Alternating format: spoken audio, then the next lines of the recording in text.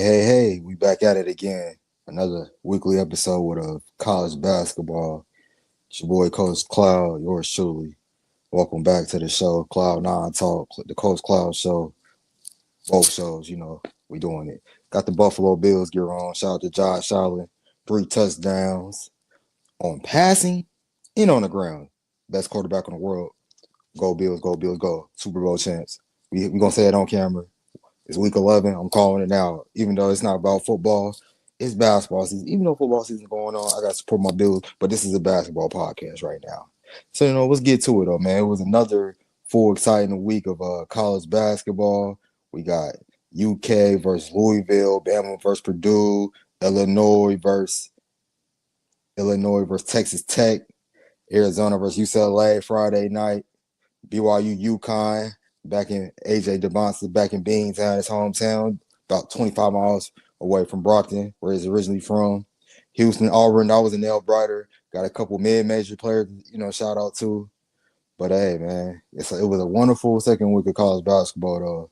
I think teams are starting to really, find, what their team is about early. You're playing against these top opponents, like how Louisville and UK played each other early. Usually they play that game right before New Year's Eve, but they got to it second, third game of the year, though. Can't get better than that, though.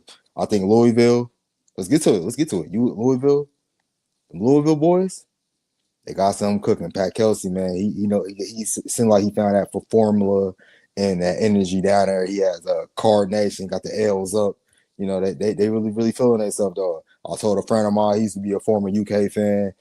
I don't know if he's an Arkansas fan. He's a Cal guy, but I don't really know exactly what he is now. He's kind of neutral right now, though. But, Pat Kelsey, he's bringing that energy, though. I seen something on Twitter. He was like, X. He was like, hey, if you want to come to Louisville, we hoop over here. And he was not lying. They put up almost 100 points on them boys. They had UK up by like 20 at one point. UK going to make that second half run so they won't get embarrassed, blown out. Like I said, they got a long way to go as far as what that roster is worth, which is 22 million. And they got a couple key guys hurt. Quintance, he's supposed to be quote unquote top 10 draft pick. He played at Arizona State last year. Jalen Lowe, he came off the bench. Jasper Johnson, I don't think he got any action though, but gotta get the young guys in there. I know it's an older generation in college basketball, but the old guys is gonna be the old. Like they're not, the games don't change. They might get a better, far smarter and all that, but like talent wise, come on, man. You see what Michael Brown Jr. was doing, man. He had 29 on them boys. Come here, step back, floater, get into the free throw line. He did it all. I think he's really, really boosting up his stock even more now playing against top talent, though. He didn't really look too well versus Darren Peterson in preseason. I know it's preseason, but, when you play the game, all eyes is on you. You're gonna get critiqued about every game. That's what it is when you play high-level sports. And Brown, he's been showing up, though, ever since that debacle on the versus Darren Peterson. And you see where Darren Peterson is like. He's unfortunately hurt, but we'll get into that later. But I think Louisville, they're looking like a real Final Four national championship contender, how deep they are. Keyshawn Pryor, the big guy from BYU, he used to play for Mark Pope. He sat out last year, Kafa. And they got another couple bigs. Big Sandro Fool, he's from Germany. He played in the top Germany league, BBL last year. Not BBL, not that BBL, but German BBL, the league out there. It's for people, they get BBL, mixed up. I'm just saying, a lot of people get mixed up. But anyways, Sandro Fool, I think he's the X Factor glue guy for Louisville. He got some solid rebounds, finish around the rim, got good size, big oven mid hands. I think he's going to be a force to be reckoned with in the ACC. Ryan Crowell, McNeely, Woolley, they got some guys that can shoot it, man, and get to it, man. That pace of play is hard to stop. And I was a real big, component of. I'm a big Pat Kelsey fan. He's a Cincinnati guy, also, Ohio guy. So he worked his way up, coached at Winthrop, got the College and Charleston job. He wins everywhere he goes. I'm not surprised, that he's not one of these guys that was a long-term assistant. Nah, he got it out the mud in every division. Every school he coached at. And now I think this is his best team that he has coached so far in his career at Louisville and beyond. So like hopefully this year will open up a lot of doors for the Pat Kelsey and the Louisville Cardinals. Big fan, love what they're doing. Now let's get to Kentucky again. Now Pope was like, I don't know what to do. I'm frustrated. I don't know how to get to these guys. All I'm gonna say is this, man. You overspent on the wrong guys. Denzel Alvarez, he looked amazing, but he shot 20 shots and got 26 points. You're gonna win a lot of games like that. He was the backup to Walter Clayton Jr. and Will Richard and Elijah Martin last year. Not to knock on his game. He's a champion. He looked pretty good, but he got to shoot the ball a little bit better though. Officially, Chandler, the freshman, I like him. I feel like he needs to score. He needs to be a little bit more aggressive though for me though, because like I said, I think his ceiling is pretty good though. He can be like a Grayson Allen with better, higher athleticism too as well. Chase Butler, he looked like Chase Butler out there. Folks who remember Chase Butler, he used to play for the Rockets, played in the slam dunk contest, former volleyball player, but now he was a pretty good basketball player coming out of high school and college as well for the Arizona Wildcats. But Brandon Garrison, I'm not really sold on him. Can't really shoot. Like last year, Ortega, he looked good. He wasn't really expected to be the guy. He kind of just fell into it a lot with Jackson Robinson getting hurt, Kaysar Kerr getting hurt. And so, somebody had to shoot the ball. And like I said, he's not a bad player, but he's not a three-point shooter, though. He just sit in the corner shooting threes, 0 for 6. That's not going to cut it for Kentucky. Should have kept his dreads probably because, like I said, that boy was going crazy when he had his dreads. But, yeah, I was a little disappointed how the way he started the season, though. I'm thinking he'll average around 15 to at least 20 points this year. Because last year he averaged 15. This year he's averaging about 13.4, shooting about 40, about 45%, which is cool, but 30% from three. That's not going to cut it. Especially, his feedback he got from the pros about him shooting the ball at a higher percentage in a higher volume. And, right now, I think it gets back to, what made Ortega the preseason player of the year in the SEC, instead of getting out that corner and selling for jump shots.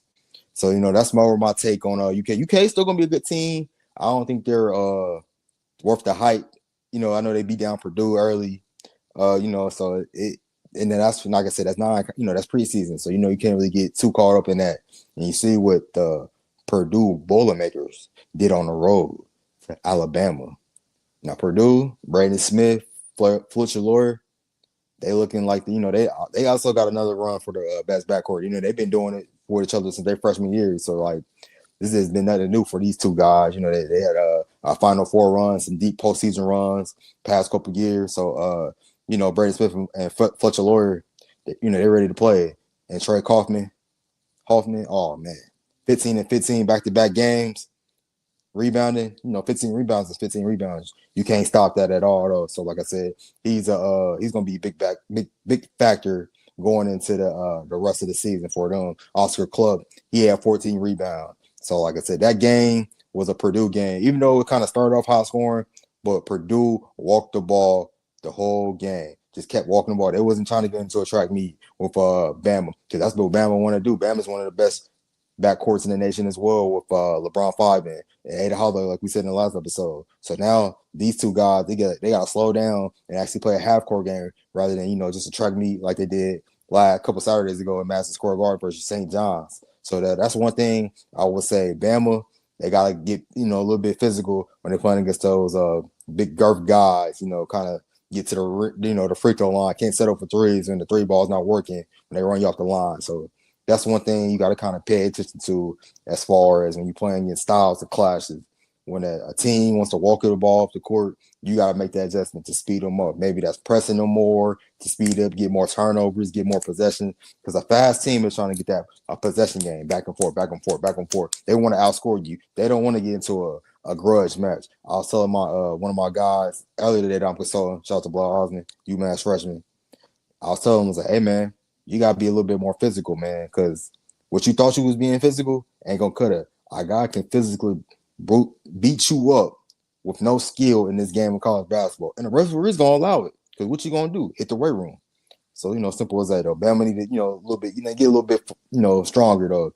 It was a good game, though. Thought it would be a little bit more high scoring, but like I said, it was 80-87. Can't beat that. Brady still had 29 and 4 assists, though. So, that was a good game. Nate Oates, he's going to regroup, though. That was a good game, though, for Bama to lose early and learn about it. Like I said, they just had a great win, so they probably was fooling themselves. So now they got to get back connected, see how they can go against teams that's going to slow the ball down. What can they do in the half court to be more efficient rather than just making a track meet? You got to switch up styles when you're trying to be the champ. That's all I'm going to say with that. Next game, Illinois versus Texas Tech. That was a great game as well. Texas Tech was looking kind of down versus Illinois in the first half. Then Texas Tech made a huge jump, at 35 from JT Toppin, preseason All-American, Big 12 Player of the Year type of candidate. And he was an All-American, first team All-American last year. So JT Toppin, he did what he could do. But Illinois, those guys, hey, this might be Brad Underwood's best team for sure, though. He has a well-oiled machine. He got the EuroLeague over there. Got Pejan Sakovic's son, Andrea. He's looking good. He had 23 points. David Merkovich, he had 11 to 13 rebounds. So, like I said, them guys over there, Illinois, I'm not going to say who I got winning the Big Ten right now, but Illinois, they looking like a well-oiled machine. Michigan, they play TCU. And Michigan, they still trying to figure their stuff out, though. They got a lot of new parts with Andy Mara from UCLA, Yaxel Berlimber. He's a highly touted draft prospect at UAB. Then you got Elliot Cadeau from my Tar Heels last year. They had a lot of turnovers. So, like, Michigan, they're going to be interesting to see. We're going to see how, they had a lot of hype. But I think Illinois right now is the best team in the Big Ten. I went to the Ohio State game versus Notre Dame. That game was exciting as well, too. Ohio State was down the whole game, ended up winning the buzzer beater. So Ohio State's learning how to win different ways with their new bigs. They got Christoph Tilley. He's the transfer from Santa Clara. He's looking real, real good. He can shoot, pass, and just finish around the rim, looking like a Pau Gasol out there. So I think Christoph Tilley he's going to be a real, real good problem out there for the Ohio State Buckeyes, especially in conference play, and hopefully to launch them in March Madness and get a win. But also, I like Notre Dame though. Notre Dame didn't look too bad though. They had some good guards, get some bigs too as well. So we'll see how they do play out. They got a lot of good guard with Marcus Burton and Brandon Shrewsbury, the coach's son. I like Sir Muhammad, Nazir Muhammad's son. I think he's going to be special in his college career. He's a young sophomore right now. He's kind of raw, but I think he's going to be really, really good, though. So that was a little recap from the Buckeye game, Buckeye versus Irish down in Columbus. Next game, Arizona versus UCLA. Now, that was a hell of a game. It was just a old school rivalry. You had 16 in the second half from Jalen Brantley, 19 for UCLA, Tyler Beludu. And like I said, the top players didn't really play that well in this game. So you had 7 points, 2 for 5 from Cole Pete. He had 4 fouls. So he was kind of in foul trouble the whole game. He only played 21 minutes. So he only played like a half, basically. You look at like 10 minutes a half. So really, I'll say Arizona, hey, they're looking like a team that's going to, be a riser in March. Maybe it's early. Who knows? If they can keep this throughout the year, sustain this, maybe they can have a run like Florida. You never know. Like I said, they got a lot of new pieces, blend of size, youth, and Brantley and Burries. They got some talent. They got some shooters too around them guys. Now UCLA, they kind of been under a woman right now. They had the highly touted transfer Donovan Dent from New Mexico. He only finished with 11, shot 5 for 16, 3 turnovers. Xavier Booker, he looked pretty good early in the first half. Had some major ugly turnovers, 4 turnovers, traveling, offensive fouls. He just needs to slow down, I'll say with that. Also, another thing, UCLA, they may need to pick that pace up. Sometimes they be kind of stagnant, slow, trying to grind it out. I know Coach Cronin likes to play that old school Big E, so he needs to coach at UC before they move to the ACC. Then now they're in the Big 12. That's a lot of conference realignment. But as you know, Mick Cronin's an old school coach. He goes out his guys throughout the media. And, you got to be prepared. He's a tough, hard-nosed coach. And Donovan Dent got to have to adjust to that pace. I know he like to go up and down. Scott Clark, he played pretty well defensively too as well. But UCLA, they gotta step their gun. They gotta play a little bit faster for me. They got a lot of talent. Next game, BYU versus UConn. AJ DeBansa, 25 points. Number one pick for me. I try to tell y'all folks, what can this man not do? He can guard centers, power forwards, whatever you need, he can guard it. Guard the National Guard if you have to. Mr. Do It All. Post up, downhill plays, ISO, Mr. ISO himself. Brought the BYU as fast as he could. They was down 20 at one point. Now, UConn, they came out blitzing. I ain't gonna lie. They was looking real dominant. I almost turned the game on. That's how bad they was beating them at one point. I'm like, ooh, it's gonna get ugly. BYU, that center got knocked out the game. It was ugly at one point. I'm just like, it's not looking like a good homecoming for AJ DeBonsa. But like I said in my previous statement, AJ DeBonsa, show why he's gonna be the number one pick this year. He literally clawed his team back into contention, cut it to 2 points. Now the guard messed it up, trying to get all cute at the end, put it between his legs. Got to get the ball to AJ DeBonsa. He's the best player on the court. Give him the ball so he can make this shot, go into overtime, and win the game overtime. You never know. Because UConn was on his hill. It basically was a home game for UConn.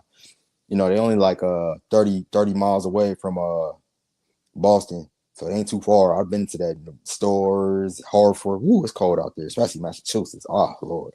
It's very cold out there. One of the coldest states I've been to was Massachusetts and Connecticut. But, like I said, Terrace Reed and Silas Demery, they had 21 points apiece, though. Solo ball, he shot pretty well. Alex Caravan, they did. So UConn, a lot of people are really high on UConn after that game. I'm high. I'm not as high on them. I know they're gonna be really, really good. They're gonna win the Big East right now because right now they're better than St. John's overall. They're the best team in Big East. Georgetown. We're gonna get to them holes soon later on. But like I said, UConn though they look pretty good though. So we'll see how they advance. Because they got a tough schedule too as well. They got to play Duke and they got to play Zona too. They got to play Zona this Wednesday. So we're gonna see how for real UConn is versus another top 10 opponent. So we'll see. That's gonna be a big one though. So shout out to the Huskies for that. We'll see. Houston versus Auburn. That freshman, Kingston Fleming, had 22 points. Chris Sinek, 18 points, 9 rebounds. Miles Uzan had 11. And Emmanuel Sharp had 13. But them freshmen is the reason why Houston won again. And that's why they're starting right now. 22 points from Fleming. Man, he was cooking Tyler Pettiford. I'm not even going to lie. Barbecue chicken, giving him what he was looking for. Pull-ups, step backs, get to the rim, making him jump in the air off of stop on the down shots. You name it, he caught it. That's all I got to say for Mr. Fleming, though. Kingston Fleming, I was not familiar with who your game was. I know who you are now, Mr. Man. You got to put him on the draft boards, too, as well. Maybe a lottery, late first round, because that boy can hoop. We're going to see if he can bring them to the promised land. Chris Sinek Jr., oh, man, he was a problem, man. He was competing, playing hard, rebounding. And one thing I like about him as a big man, he was stretching that floor out. That's one thing I got to say. He could stretch that floor out like nothing else. And it's hard to go out when a big man can stretch the floor out because you can do that. You get the shot fake and try to the rim or kick. It breaks down that defense when a big man can stretch the floor out. Keyshawn Hall had 20 points. Ty Pettiford had 15 points. Auburn, we're going to see how Auburn is. It's a whole new era. People got to realize it's a whole new era. And with Bruce Pearl leaving the way he did, retiring, hey, it is what it is. So you got to move on with that, though. At the same time, the game got to be played. And Auburn, they competed well, so I know they're going to be a force to be reckoned with in the SEC for sure.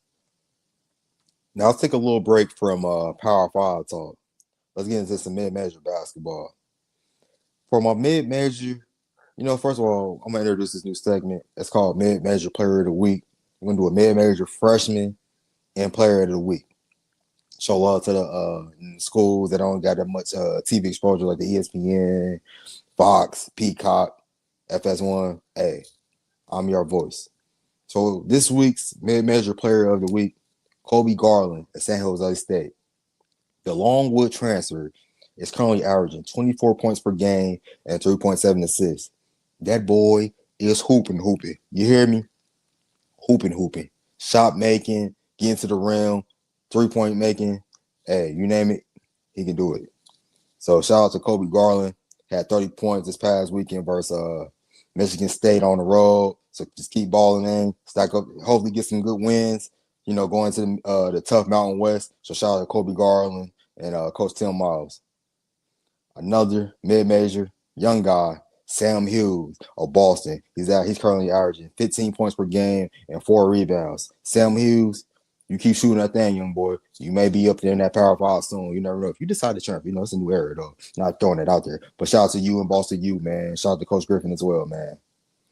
So that's a little mid-major segment. We're going to get some more mid-major topics and segments, man. Just let me know if y'all got any ideas, questions. We throwing new content for the mid-major guys, though, for sure. So I got a question. Is Georgetown back in the Zona Final Four? Arizona, not Zona. Zona boys. Zona boys, one of my favorite states, Arizona, Phoenix. But Georgetown, man, they've been getting some good wins, man. They beat Maryland and Clemson, though. So we don't know if Maryland and Clemson are NIT or bubble teams right now. But Georgetown, they getting the wins they need to do on their schedule. Shout out to Malik Mack, Kevon Lewis. He played for Arizona last year. So they got some dog shot making and size down there. Had a spark with Thomas Super last year, but now and Michael Pivy. But now Malik Mack, he's taking over the reins. He's another Ivy League transfer. So let's see how that goes though. So Zona, are they really a Final Four bound team though? Man, they beat Florida, and then they beat UCLA. Like they got some nice resume. They probably got the best resume win so far right now, as far as like a combo of a pair of wins, not just one win. For somebody early though in these first couple of weeks though. So I gotta shout them out, man. They've been surprising me, man. They've been Tommy Lloyd feel like he's starting to grow as a coach. Like, man, I don't need to be transfer. Just get the top players and develop my guys. So man, shout out to Tommy Lloyd and Zona, man. Let's get into the top games of the week. So tomorrow night we got Michigan State versus Kentucky. I don't know who's gonna win that game personally.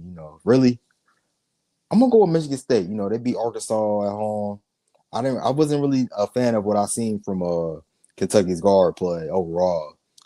Jeremiah Fears, that boy been hooping, averaging 9 points and 9 assists and 2 steals. It don't get better than that, man. Shout out to Mr. Fears, my boy K. Peasy, Cam Pace. He a big Michigan State fan. He wasn't too high on Fears this year. I was like, nah, man, you gotta trust him, man. He gonna get everybody involved. He gonna have that breakthrough year, man. It's his junior year. This the year when people start, really figuring out and be like, all right, if I want to be a role player or I want to be that guy. And it look like this year he's gonna be that guy. And then you got that freshman Cam Ward, not to get mixed up with the Tennessee Titans quarterback that played at the U last year, Cam Ward. But this is a freshman Cam Ward from Upper Marlboro, Maryland.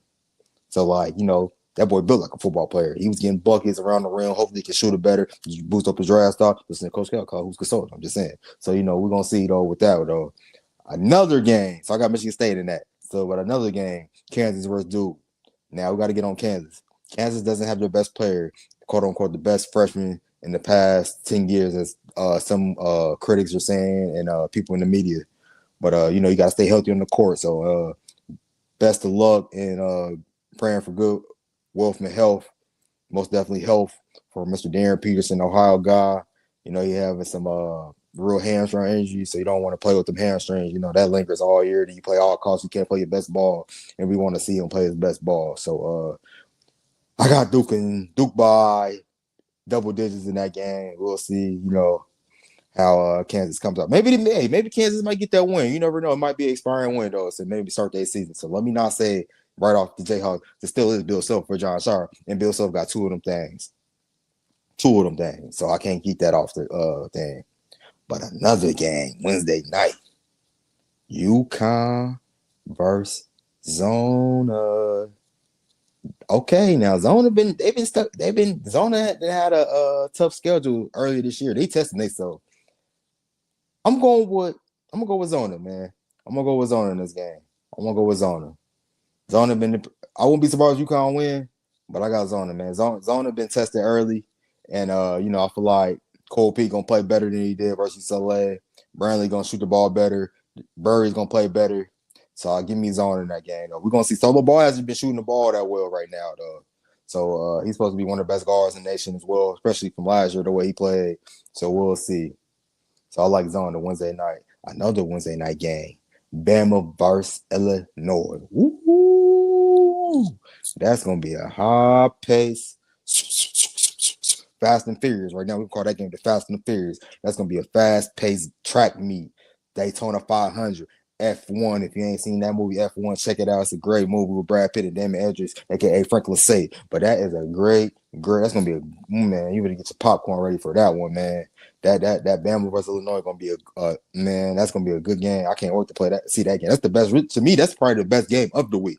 Bama versus Illinois. We're gonna see, Brad Underwood versus Nate Oates. Two guys. They didn't start at the top. Nate Oates was a high school coach. Started at Buffalo as assistant under Bobby Hurley. Now he's one of the top dogs. Brad Underwood, he was a JUCO coach. Started under the assistant coach at Stephen A. Austin. Just worked his way up. Oklahoma State worked his way up. It's all about grinding, people. It's not always about going instant, viral and all that at times. Slow down. Take hey, everybody's journey different. Like I tell everybody, your journey is your journey. Don't try to do it someone else's journey at the end of the day. That's all I'm gonna say. Wild from Coach Cloud. In the last game, I'm gonna bring up probably, like I said, it's not too many good games going on. Probably on the mid-major side, we'll get into that later this week. But like far as the Power Five, not too many good games. But the last game is Memphis versus Purdue. Now Memphis, I seen them first. UNLV, they haven't been really looking too good. I mean, they looking all right, but I don't think you're a tournament team. They didn't play well versus Ole Miss. They lost that game. They lost UNLV at home. Now they got Purdue. So let's see, man. If Penny can get this win, this can change their season for sure. The trajectory of their season for sure, though. And how they think about themselves, like Aaron Bradshaw or Doug McDaniel, they gotta play better. That's all I'm gonna say, though, man. Like they got some high-end names, but that talent got to kick in. So hopefully, Penny gets it together. But I like Purdue by a lot in that game as well, though. Like, share, subscribe. We got more videos coming week to week. NBA talk, NFL. We're gonna cover it all soon, man. But I just want to focus on college basketball right now, though. So, like I said, hey, stay tuned. There's gonna be a lot of great content coming.